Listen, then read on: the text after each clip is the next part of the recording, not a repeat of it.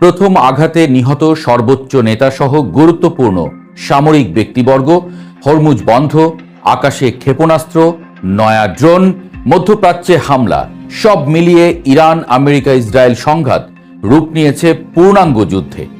মাত্র 10 দিন, কিন্তু এই 10 দিনেই যেন বদলে দিয়েছে মধ্যপ্রাচ্যের পুরো রাজনৈতিক এবং সামরিক মানচিত্র। যুদ্ধ শুরু হওয়ার সময় অনেকেই ভেবেছিলেন এটি হবে একতরফা সংঘর্ষ। ওয়াশিংটনের পরিকল্পনা ছিল দ্রুত আঘাত, দ্রুত ধস, তারপর নতুন পুতুল সরকার।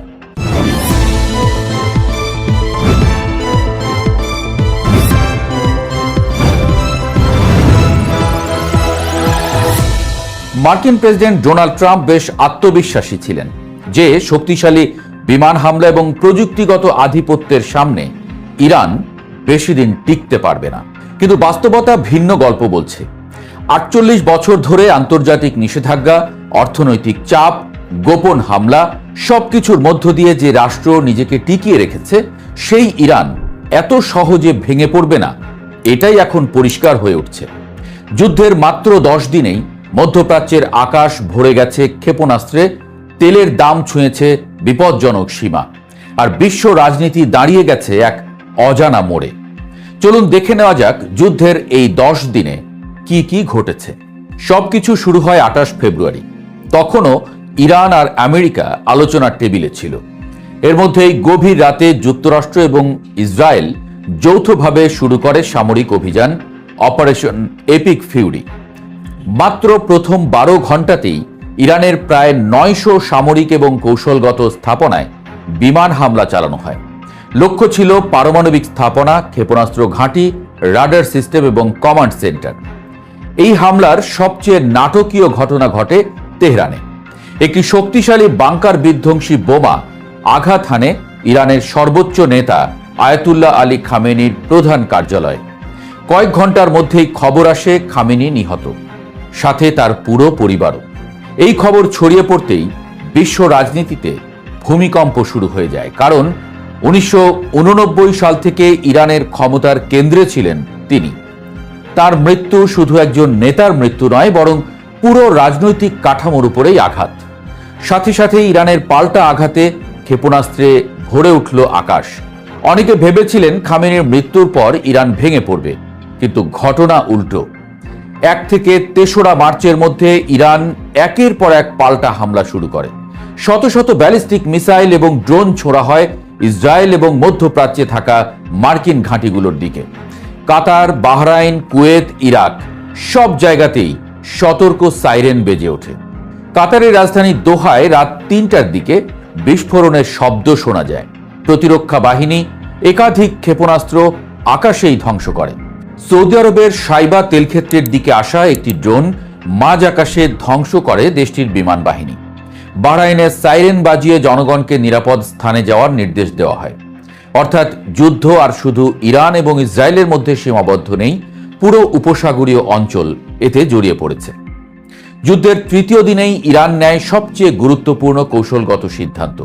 হরমুজ প্রণালী বন্ধ ঘোষণা করা হয়। বিশ্বের মোট তেলের প্রায় 20 থেকে 27% এই পথ দিয়ে পরিবাহিত হয়। ফলে এই পথ বন্ধ হওয়া মানেই বৈশ্বিক জ্বালানি সরবরাহের বড় ধাক্কা। পরিণতি দ্রুত দেখা যায়। ব্রেন্ট ক্রুড অয়েলের দাম লাফিয়ে ওঠে, ব্যারেল প্রতি প্রায় $119 পৌঁছে যায়। পরে সামান্য কমে $112 এলেও এটি এখনো $100 অনেক উপরে, যে সীমা অতিক্রম করলে বাজারে আতঙ্ক ছড়িয়ে পড়ে। বিশ্বজুড়ে শেয়ার বাজারে অস্থিরতা শুরু হয়, পরিবহন খরচ বাড়তে থাকে, মধ্যপ্রাচ্যের আকাশপথ এড়িয়ে চলতে শুরু করে বিমানগুলো। 4 থেকে 6 মার্চের মধ্যে যুদ্ধ নতুন মাত্রা পায়। ইসরায়েল লেবাননে ব্যাপক হামলা শুরু করে। রাজধানী বৈরুতের ঘোবেইরি এলাকায় বিস্ফোরণের তীব্র শব্দ শোনা যায়। অন্যদিকে ইরান সমর্থিত গোষ্ঠীগুলো সৌদি আরব, দুবাই এবং আবুধাবির তেল স্থাপনাগুলোকে লক্ষ্য করে আক্রমণ চালায়। এদিকে তুরস্কও সতর্ক হয়ে যায়। উত্তর সাইপ্রাসে 6টি F-16 যুদ্ধ বিমান এবং আকাশ প্রতিরক্ষা ব্যবস্থা মোতায়েন করা হয়। অর্থাৎ পুরো অঞ্চল এখন এক বিশাল সামরিক দাবার বোর্ডে পরিণত হয়েছে। যুদ্ধের মধ্যে ইরানের রাজনৈতিক নেতৃত্বেও পরিবর্তন আসে। 9 মার্চ রাষ্ট্রীয় গণমাধ্যম ঘোষণা করে নিহত খামেনির ছেলে মোস্তফা খামেনিকে নতুন সর্বোচ্চ নেতা হিসেবে নিয়োগ দেওয়া হয়েছে।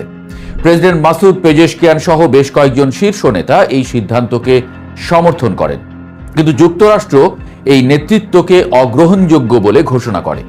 ওয়াশিংটনের অবস্থান পরিষ্কার, তারা এখনো ইরানে শাসন ব্যবস্থা পরিবর্তনের লক্ষ্য থেকে সরে আসেনি। মাত্র 10 দিনেই যুদ্ধ ভয়াবহ মানবিক সংকট তৈরি করেছে। সাম্প্রতিক হিসাব অনুযায়ী ইরানে নিহতের সংখ্যা প্রায় 1200 থেকে 1600 জনের মধ্যে। ইসরায়েলে অন্তত 16 জন বেসামরিক নাগরিক নিহত হয়েছেন। লেবাননের দক্ষিণাঞ্চল থেকে প্রায় 5 লাখ মানুষ ঘরবাড়ি ছেড়ে পালিয়ে গেছেন। ইরানেও কয়েক লাখ মানুষ যুদ্ধবিধ্বস্ত অঞ্চল থেকে সরে যাচ্ছে। একটি ঘটনায় শ্রীলঙ্কার উপকূলের কাছে একটি ইরানি যুদ্ধ জাহাজে মার্কিন হামলায় 104 জন নিহত এবং 32 জন আহত হওয়ার খবর পাওয়া গেছে। সৌদি আরবের খার্জ শহরে হামলায় 2 বাংলাদেশি নিহত হয়েছেন এবং আরও 12 জন আহত হয়েছেন। অর্থাৎ যুদ্ধের আগুন এখন বহু দেশের মানুষের জীবনকে স্পর্শ করছে। তবে সবচেয়ে কঠিন সত্য হল, ইরান ভেঙে পড়েনি, বরং নতুন নেতৃত্বের অধীনে পাল্টা লড়াই চালিয়ে যাচ্ছে। অন্যদিকে যুক্তরাষ্ট্র এবং ইসরায়েল তাদের সামরিক অভিযান থামানোর কোনো ইঙ্গিত দেয়নি, ফলে যুদ্ধ এখন এক বিপজ্জনক মোড়ে দাঁড়িয়ে। 10 দিনের এই সংঘাত একটি কঠিন বাস্তবতার সামনে এনে দিয়েছে। মধ্যপ্রাচ্যের নতুন শক্তির সংঘর্ষ শুরু হয়েছে। যদি পরিস্থিতি আরও অবনতি হয়, তবে 2026 সালের এই যুদ্ধই হতে পারে ভবিষ্যতের বড় ভূরাজনৈতিক পরিবর্তনের সূচনা।